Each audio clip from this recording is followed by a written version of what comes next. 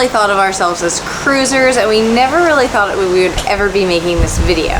But if you're on the fence of taking a cruise and you want to get an idea of what it's like to be on the ship, then this video is for you. We probably should have filmed this before we got settled into our room, but this is our veranda room. It sleeps 4 people. We currently have 3 people in it, and honestly, with 4 people, it would be pretty tight. With this room, you get a king-size bed, a pull-out sofa, a little desk area, and a lot of closet space, actually, which is very nice, and a small bathroom. We're currently traveling with our son, which is why we have the crib, and the bathroom does have a tub as well, which is huge for traveling with a little one because our boy does not like to take showers yet, so having the tub is a necessity. We are also traveling with my parents, so we have the luxury of conjoining rooms. So if you're traveling with friends and family, you could opt to do something like this to give yourself more space. Or if you are traveling with a little one, you could pawn your son or daughter to the grandparents so you can make a video just like we are right now. Arguably the best part about this room is the veranda, which is the little porch area where you can sit outside.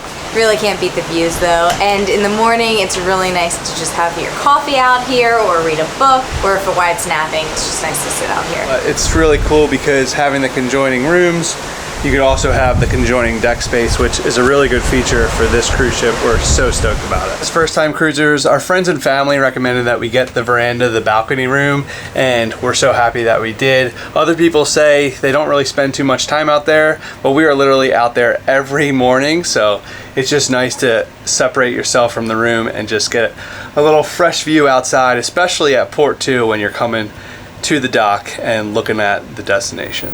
Enough with the messy room tour. We're going to show you the rest of the ship, starting with deck 1. This ship has these really cool glass elevators on the side where you get the kind of panoramic views of the water. It's really nice. Down here you'll find guest services, future cruises where you can book a future cruise if you want to go on another one, and just a nice little sitting area. One thing to consider when you're looking to pick your room for the ship, the back and the middle of the ship is less bumpy than the front. As you get towards the front of it, you can really start to feel the wake. And we've been having some serious big seas. Things are moving. Things are definitely moving. Even right now, we're kind of walking a little wobbly. Be on the front of the boat, or high up on the front of the boat. So we are walking towards the bow, aka the front of the ship, towards the main stage, which is probably the main feature of deck 1, because the rest are staterooms for interior rooms, as well as ocean view rooms, I think they call them, which is like the porthole windows. But there's not too much activity down here on deck 1. Welcome to the world stage. The main stage spans 3 decks, so there's 3 decks of seating. Deck 1, obviously, you're going to be the closest to the stage. So our family has enjoyed the main stage so far. We have yet to, because we're been going to bed at like 8:30. That's not true. I did watch a comedy show here, and he was actually pretty good. I stand corrected. I put Wyatt down for bed that time. I was only there for like 20 minutes. Welcome to deck 2. This is where things are happening. There are no actual staterooms on this deck, just bars, restaurants, the casino, a whole bunch of stuff. Let's see. Right outside of the world stage, you have the casino and the billboard bar, which is apparently like the sports bar. The Eagles were playing the other day, and this was where everyone was watching it because they have a number of TVs. It's also right outside of the dueling piano bar, so at night they actually have 2 pianists who play, and they go back and forth. It's supposed to be really nice. Kevin's parents have enjoyed it multiple nights. Obviously we have not because of Wyatt, but we've heard good things. Up here to my left is the Rolling Stones Lounge. They've had a number of events all week, so I haven't really been in it, but yesterday they hosted the Orange Party, which is where everyone who's on board wears orange, and they have a little party in there. Kevin and I didn't go, but his parents did, and they took quite a few videos of everybody line dancing and, you know, having a good time. All right up here past the elevators is the Pinnacle restaurant and bar. This restaurant is actually really good. It's like the steakhouse on board. So if you want to go to a nice restaurant, I definitely recommend this one. Kevin and I ate there the other day and it was absolutely delicious. And then on the other side, overlooking the water, is the Pinnacle Bar, where you can get drinks during the day. Welcome to the art gallery. I don't know what people do here, but I like to walk through it rather quickly. We're making our way to the back of the ship, which is towards the dining room. So again, going back to the motion of the ocean, the mid and the back of the ship are less rocky than the front. So that's why the dining room is back there. The floor also has the Explorer's Lounge, which is behind me. It looks like they're setting up for an event, so we can't go in there, but it is Wyatt's personal favorite room on the ship, I think.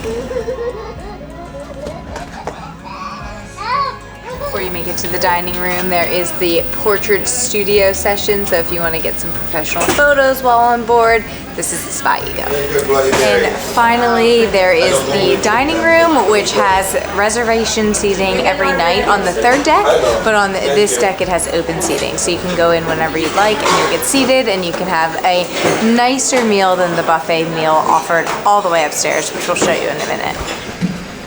Third floor is a little bit more quiet because there are no reservations in the dining room at this time. I think it's still walk-in only because it is brunch.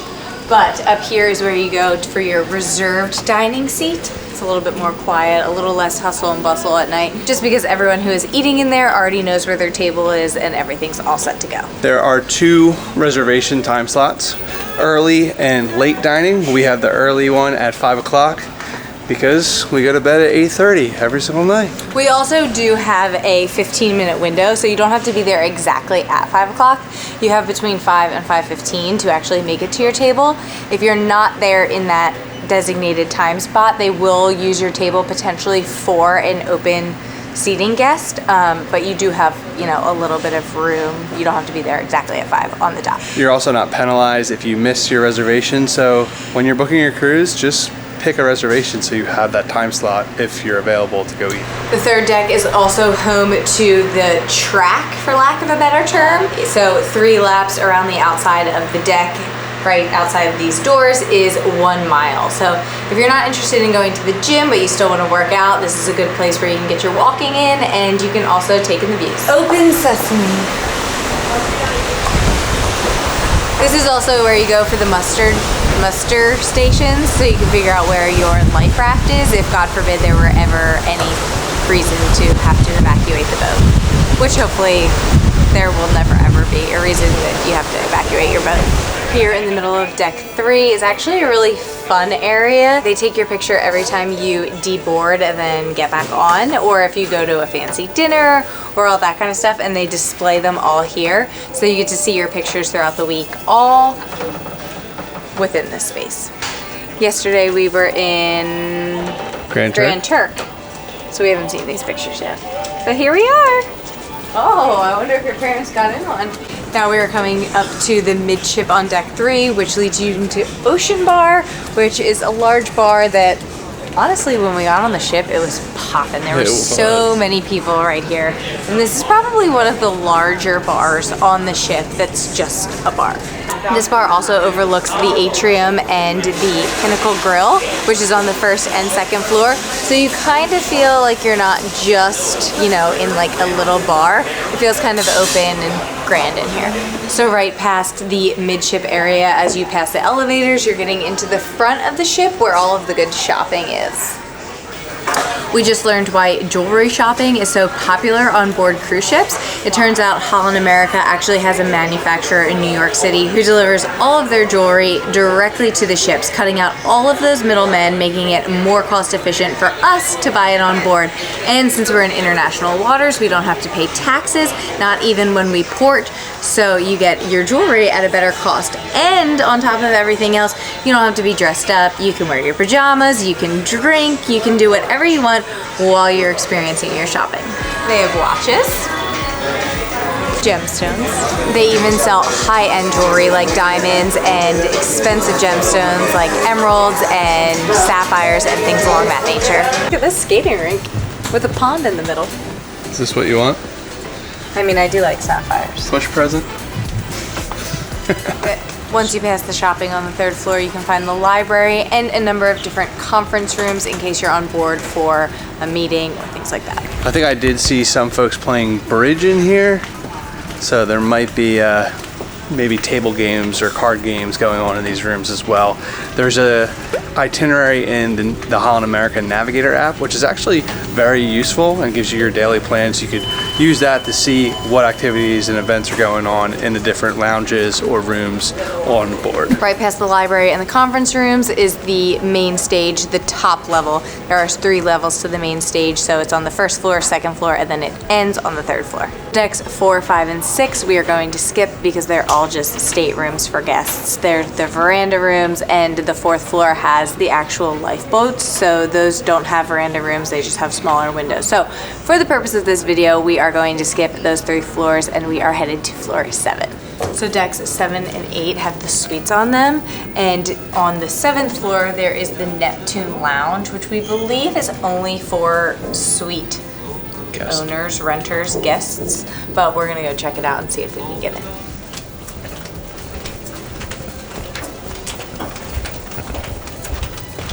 The Neptune Lounge can be found between the front elevator area and the midship elevator, right in the center of the ship. Denied. Denied. Okay. All right, so just as we thought, I think that the Neptune Lounge is for suite guests. So we are not in a suite, we are just in a veranda room, which means we do not have access to this area, but the people on floors 7 and 8 do. Okay. Now we are making our way to deck 9, which is the Lido deck, which is where we spend the majority of our time every day.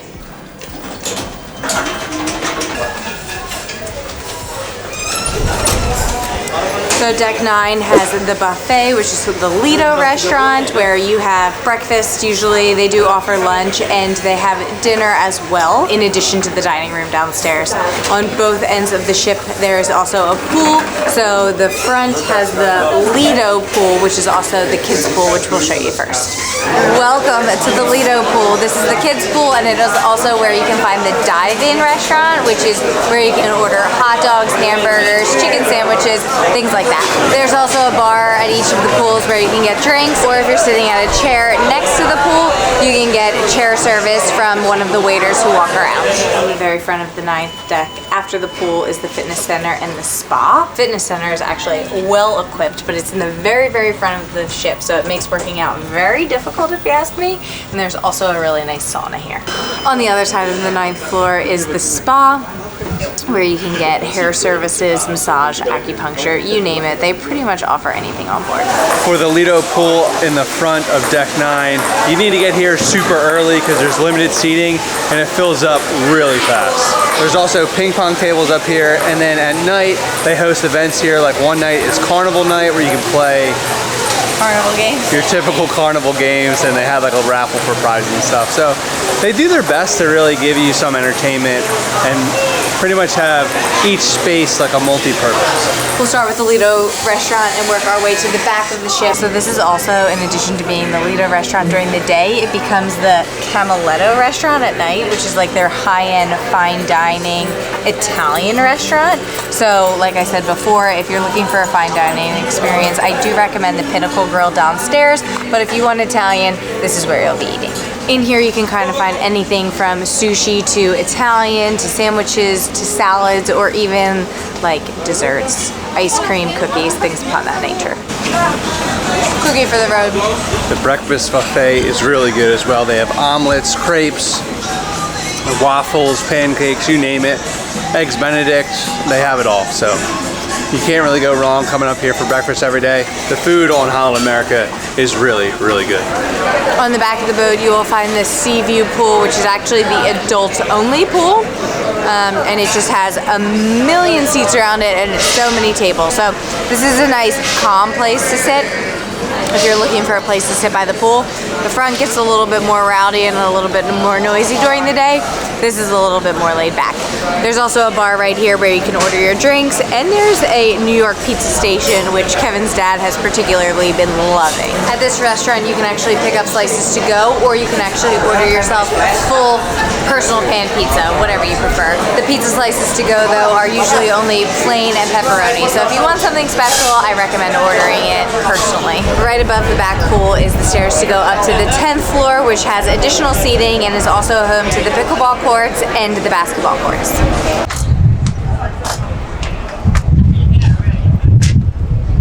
In my opinion, it's very nice that they have a pickleball court up here, but it has been so windy and it hasn't really even been bad weather that I'm not sure there's ever been a good time to play pickleball during the entirety of the cruise. It's really windy, so I hope you can hear, but we are continuing forward on deck 10, and I am walking on the shuffleboard section, and they also have cornhole up here, so you can do some games. There's ping pong down on deck 9 too, so you can stay a little active if you want. Blame it on the fact that we're moving. You gotta take it into account. Ooh, it's hard.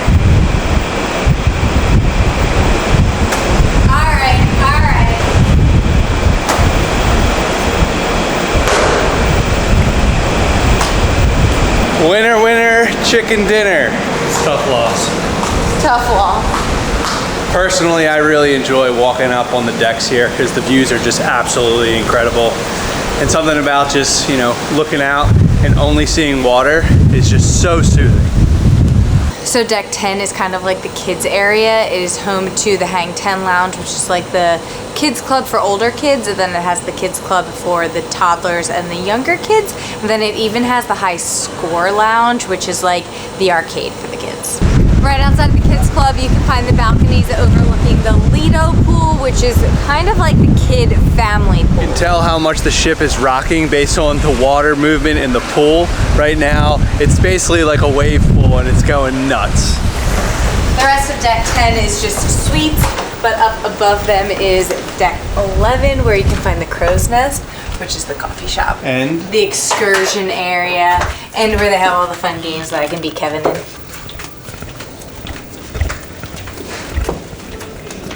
taking the stairs. Right out here overlooking the Lido pool on the back of deck 11 is also the retreat, which is where you can find like private cabanas and things like that if you want a little bit more of a low pace, slow pace area for your tanning. These are paid cabanas, which to me doesn't really make too much sense because you're completely covered. So if you're trying to get a tan, it's like not really worth it. Right around to the front of the ship here is the game room, the coffee shop, and the excursions area. So if you want to book an additional excursion, or if you need to change your reservation or anything for your shore excursions, you just come right up here. This is also where all of the games are, like I said, so you always see people in here like playing games or cards or just hanging out. This one. I beat Kevin's butt in this game the other day. And I beat her the night before, so. But I was teaching him and I was giving him all of the ways to win. So really, it was like I was just telling him how to beat me. He hasn't beat me yet. I beat you. Fair and square. Not since the first day when I was helping you. When I come up here in the morning to get my coffee, this area is completely dead. But it is popping right now. There's so many people up here. It's nice. The views are so nice. Like Kevin was saying earlier, the ship offers a number of different events for people who want to stay on the ship. So yesterday they had coloring for adults and origami and things like that. And that can all be found in the art studio up here on the 11th deck. The tour is over. The tour's over. Now it's just a food tour of cake. Cake well, we gotta go find our boy. I know. I got him some mac and cheese. Maybe we'll try it. We'll definitely try these. Yeah. One thing that we forgot to mention, if you're getting on and off the ship, that's at deck A, which is below deck 1. And you only really go down there for port entrance and exit. It's a new day, but I think that wraps up the cruise tour pretty well. As you can tell, it definitely appeals to the older demographic. If you're looking for a cruise with a bunch of water slides and a bunch of pools and a bunch of rowdiness, then Holland America is probably not the cruise line for you. But if you are someone who goes to bed early or is just looking for a laid back, easy vibe with a really good food, then consider Holland America.